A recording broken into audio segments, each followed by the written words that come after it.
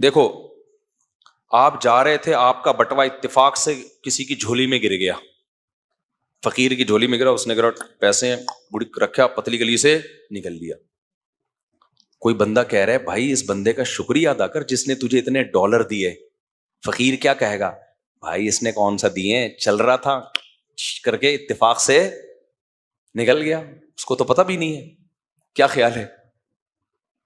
آپ کو شدید پیاس لگی ہوئی تھی, آپ لیٹے ہوئے تھے, ایک آدمی مشکیزہ لے کے جا رہا تھا, اتفاق سے وہ اسی ٹائم پہ لیک ہو گیا جب آپ کا منہ کھلا ہوا تھا, گڑ گڑ گڑ کر کے آپ کے منہ میں پانی چلا گیا. وہ بندہ چلا اور وہ اس کا مشکیزہ لیک ہے, آپ نے پانی پیا, بیٹھ گئے. لوگ کہہ رہے ہیں بھائی اس کا شکریہ ادا کر, اس نے تجھے پانی پلایا. آپ کہیں گے پلایا کہاں ہے, وہ تو جا رہا تھا اتفاق سے, پنچر ہی کہاں ہوا ہے.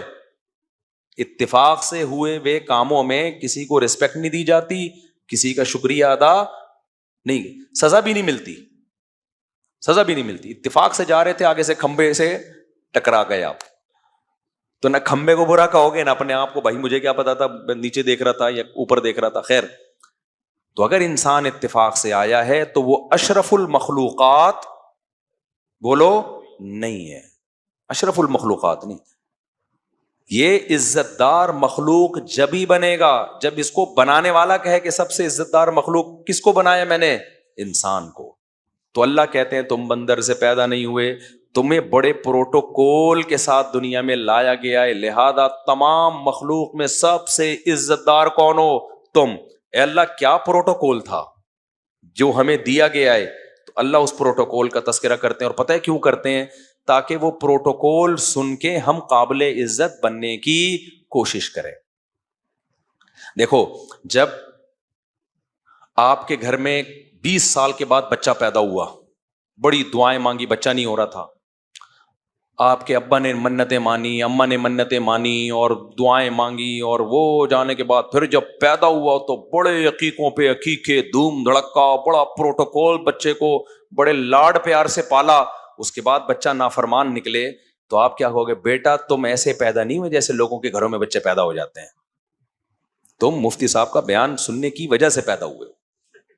ہم تو قائل ہی نہیں تھے بچے پیدا ہونے کے. 10 سال ہم نے مفتی صاحب کا بیان سنا تھا کہ اولاد ایک نعمت ہے, اس کے بعد جا کے ہمیں خیال آیا کہ اب ہم حمل نہیں روکتے, اور ہمیں اتنی ترغیب ملی کہ ادھر 16 لے کے گھوم رہے ہیں اور ہمارے ایک بھی نہیں. لہذا اب ہم نے فیصلہ کیا کہ اب جب 20 سال کے بعد یہ نعمت ہمیں ملی ہے تو اب ہم بڑی عزت دی, ہم نے بڑی دعوت کی تھی, یہ ایسے عقیقہ نہیں کیا عام لوگوں کی طرح, ایسے پروٹوکول, اور اتنا تمہاری تعلیم پہ خرچ ہوا, تمہاری وجہ سے فیملی پلاننگ والوں کو ناراض کیا ہم نے, اور اب جا کے تم یہ حرکتیں کر رہے ہو تو فیملی پلاننگ والے بولیں گے ہم کہتے نہیں تھے کہ اس زمانے میں بچے 2 ہی اچھے, یا بچے ہونے ہی نہیں چاہیے. کیا خیال ہے بھائی؟ تو اسی طرح یاد رکھو, جیسے فیملی پلاننگ والوں کو بچے پیدا ہونے پہ تکلیف ہوتی ہے, ایسے ہی شیطان کو کس پہ تکلیف ہو رہی تھی, آدم کے پیدا ہونے پر. تو اللہ کہہ رہے میں نے تمہیں اتنا پروٹوکول دیا, شیطان کو ناراض کیا, پرواہ نہیں کی, فرشتوں کو اشکال ہوا, پرواہ نہیں کی, انہی فرشتوں کو کہا کہ جس کی پیدائش پہ تمہیں اعتراض تھا تم سب سجدہ کرو گے. اب اگر تم الٹی حرکتیں کرو گے نا تو شیطان کہے گا ہم نے کہا نہیں تھا کہ یہ پیدا ہونے والی چیز بولو نہیں ہے, ہم نے کہا تھا وَيَسْفِكُ الدِّمَاءَ, یہ زمین میں فساد مچائے گا, خون بہائے گا زمین میں, پھڈے کرے گا, شرک کرے گا, یہ کرے گا, وہ کرے گا. تو اللہ میاں کو بھی وہی غصہ آتا ہے جو کسی باپ کو غصہ آئے اپنی اولاد پہ جس کو بڑی محبت اور پروٹوکول سے پالا ہو, اور بچہ کیا نکلے, نافرمان, اور پھر فیملی پلاننگ والے تانے دے رہے ہوں ہم نے تو کہا تھا کہ اس زمانے میں بچے نہیں ہونے چاہیے. اور تیسرا اگر ایسا نکلے تو پھر تو فیملی پلاننگ والے بولیں گے ہم نے کہا نا تھا 2 بچے ہی اچھے. اب 2 ہی اچھے ہوں گے, تیسرا کبھی بھی اچھا نہیں ہو سکتا. تو اللہ میاں اس لیے اس پروٹوکول کا کیا کرتے ہیں, منہ سے یعنی بول لیں, میں کہنے والا تھا پھوٹ لیں یعنی, لیکن بول لیں. اسی وجہ سے اللہ اس پروٹوکول کا قرآن میں بار بار ذکر کرتے ہیں کہ کیسے پیدا کیا آدم کو. اللہ کی نظر میں یہ آیتیں بہت اہم ہیں, ہماری نظر میں ایک تاریخی واقعہ ہے. تو اللہ میاں کیا کہتے ہیں, وَإِذْ قَالَ رَبُّكَ لِلْمَلَائِكَةِ, پروٹوکول نمبر 1, اللہ کہتے ہیں میں نے فرشتوں سے کہا انی خالق بشرا, میں ایک انسان پیدا کرنے والا ہوں. پہلا پروٹوکول کیا؟ اللہ کوئی کام کرنے سے پہلے کسی کو بتاتے نہیں ہے، نہ پوچھتے ہیں. واحد مخلوق ہے جس کے پیدا ہونے سے پہلے بڑے فرشتے جو اللہ کے مقرب تھے ان کا اجلاس بلایا جا رہا ہے، ان کو بتایا جا رہا ہے دنیا میں ایک عجیب کام ہونے جا رہا ہے جو اس سے پہلے کبھی بھی نہیں ہوا. من صلصال من حمأ مسنون، میں اس کو ایک بدبودار مٹی سے پیدا کروں گا. یہ فرشتوں کو نا سرپرائز دینے کے لیے. سرپرائز کیا ہے اس میں؟ فرشتوں کو جب اللہ نے بلایا نا کہ میں ایک مخلوق پیدا کرنے والا ہوں، تو فرشتے سمجھے ہوں گے اب تک تو نور سے، روشنی سے، کچھ لائٹ سے اللہ نے کچھ چیزوں کو پیدا کیا ہے، جاندار مخلوق. کچھ جاندار اللہ نے پیدا کیے ہیں مٹی سے، کچھ جاندار اللہ نے پیدا کیے ہیں آگ سے. تو ہمیں جو بلایا گیا ہے اٹ مینس کہ اب مشک و عنبر سے کوئی چیز پیدا ہونے والی ہے، کوئی الگ یونیک قسم کی مخلوق آنے والی ہے جو بنائی کس چیز سے جائے گی؟ گلاب کے پھولوں سے، یا مشک و عنبر سے، یا سونے اور چاندی کو کشیدہ جائے گا، اس سے کیا بنایا جائے گا؟ انسان. تو اللہ نے فرشتوں کو اور سرپرائز میں ڈال دیا. کیا؟ ایک بدبودار گارے سے بنانے والا ہوں، تاکہ فرشتے حیران ہوں، اللہ ایسی چیز سے تو مخلوق بنا رہا ہے اور تو ہم سے اس بارے میں ہمیں کیا دے رہا ہے؟ اطلاع دے رہا ہے اس کے بارے میں.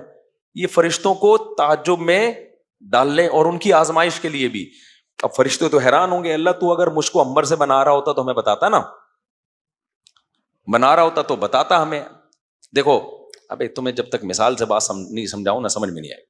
دیکھو گھر میں آپ کی بیگم صاحبہ نے ایک دن بریانی بنائی، ایک دن نہاری بنائی، نہاری بڑے گوشت سے، بریانی چھوٹے گوشت سے، زردہ فلانے چاول سے، اور جب بھی ڈشیں بناتی ہے کبھی آپ سے پوچھتی نہیں.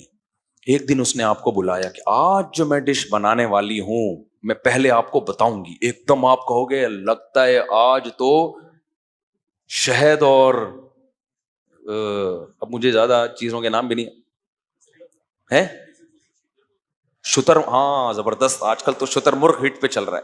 لگتا ہے بیگم آج شتر مرغ کے انڈے کا سالن بنانے والی ہیں، تبھی آج مشورہ لیا جا رہا ہے. اور بیگم جواب میں کہیں کہ میں آپ سے مشورہ لے رہی ہوں اور آج میں ایک ایسی یونیک ڈش بنانے والی ہوں جو مسور کی دال سے بنے گی.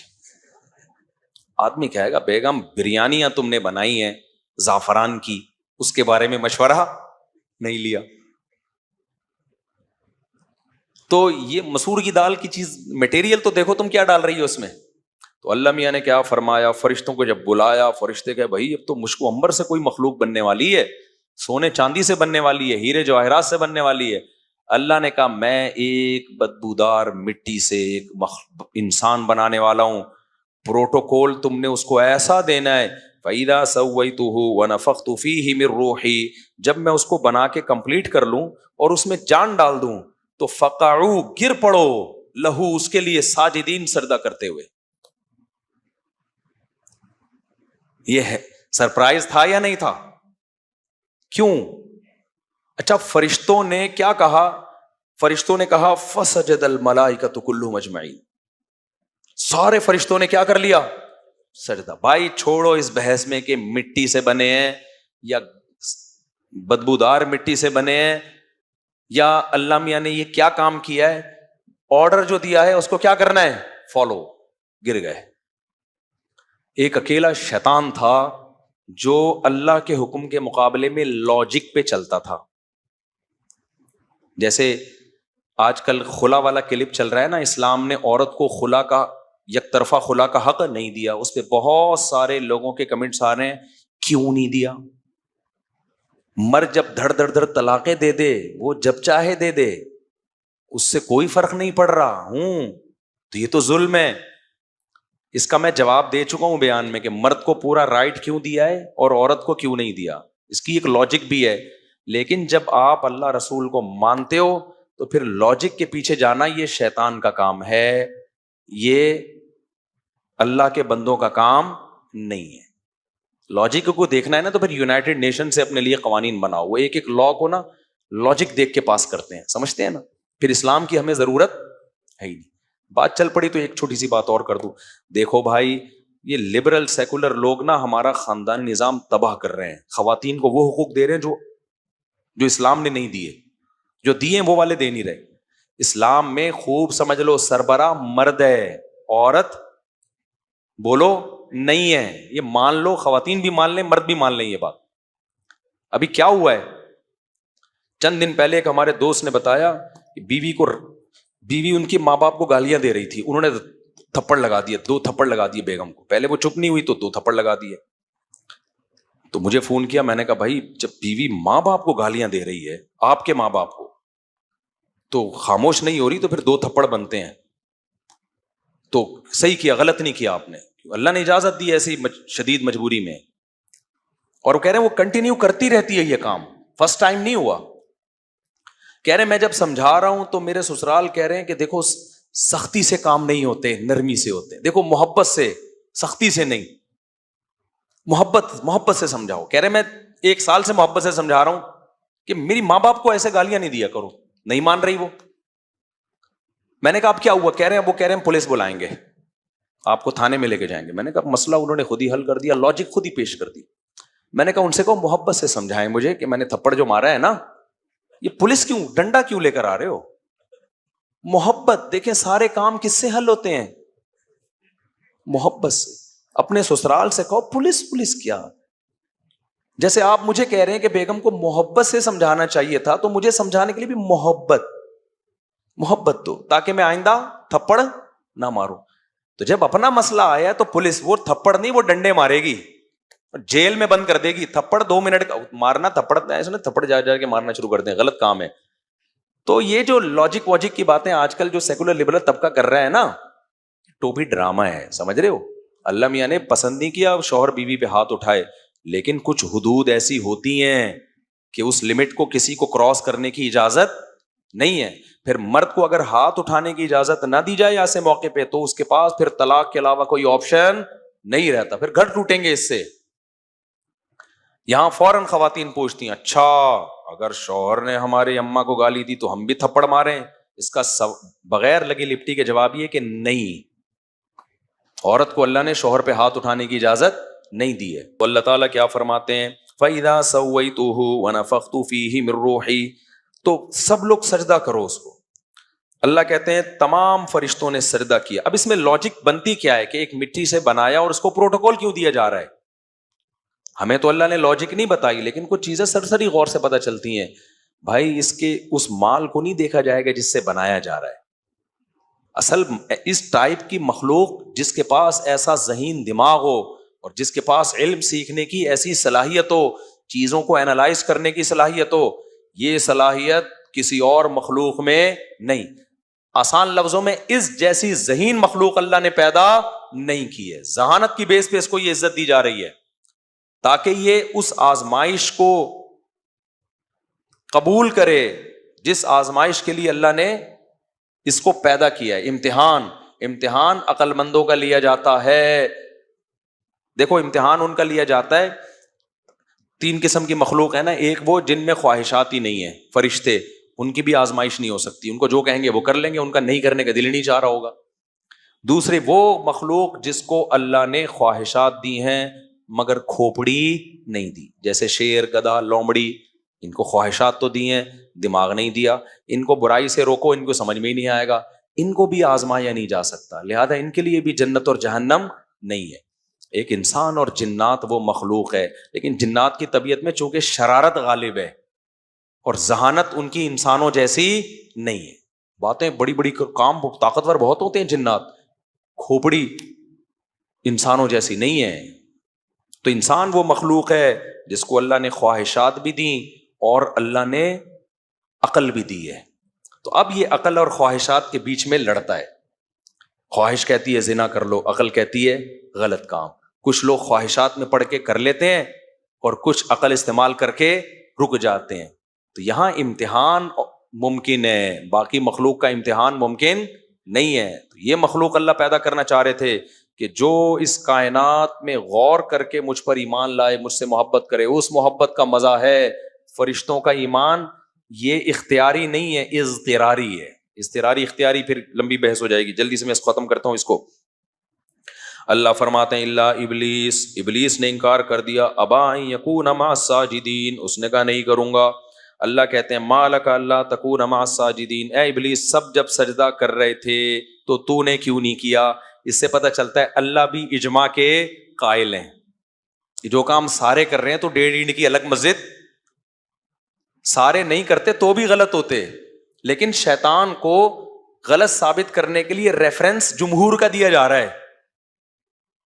اسی وجہ سے ہم تو کہتے ہیں 20 رکعت تراویح 150-200 سال پہلے جب ساری دنیا پڑھ رہی تھی تو تم نے 8 کی ایک لا کے امت کو کیوں اختلاف میں ڈال دیا؟ صدیوں سے سارے پڑھتے آ رہے تھے، تو جو کام کر رہے تھے تم بھی کر لیتے۔ ابھی اس میں ڈیٹیل میں انشاءاللہ کلپ میرا آنے والا ہے، تو میں بتاؤں گا اجماع کہ کس کس نے اجماع کا دعویٰ کیا۔ خیر، تو اللہ کہتے ہیں جب سارے سجدہ کر رہے تھے تو نے 1.5 اینٹ کی مسجد کیوں بنائی؟ تو بھی کر لیتا ان کے ساتھ۔ قال لم اکن لاسجد لبشر، شیطان نے کہا ایسا پاسبل ہی نہیں ہے۔ لم اکن کا مطلب یہ پاسبل ہی نہیں ہے، ممکن ہی نہیں ہے۔ یہ نہیں کہا کہ میں سجدہ نہیں کروں گا، نہ، یہ ہو ہی نہیں سکتا کہ میں ایسی مخلوق کو سجدہ کر لوں جسے تو نے صلصال من حمأ مسنون، ایک سڑے ہوئے گارے سے بنایا ہو۔ یہ اس قابل نہیں ہے کہ اس کو اتنا پروٹوکول دیا جائے۔ اللہ فرماتے ہیں فخرج منہا فانک رجیم، نکل جا تو مردود ہے اور تجھ پر قیامت تک لعنت ہے۔ فرشتے نے کہا انظرنی الی یوم یبعثون، ٹھیک ہے اللہ مجھ پر لعنت ہے نا، میں تو ہو گیا لعنتی۔ اب بجائے توبہ استغفار کرے، گڑ گڑائے اللہ کے سامنے، کہہ رہے ٹھیک ہے بھائی، جب لعنتی ہے، جیسے ہوتا ہے نا بعض دفعہ ابا کسی کو تھپڑ لگا دیتے ہیں، بولتے ہیں تو نالائق۔ جو بچہ انسان کا بچہ ہوگا تو کہے گا ابا نے مجھے نالائق بول دیا، آئندہ میں لائق بننے کی کوشش کروں گا۔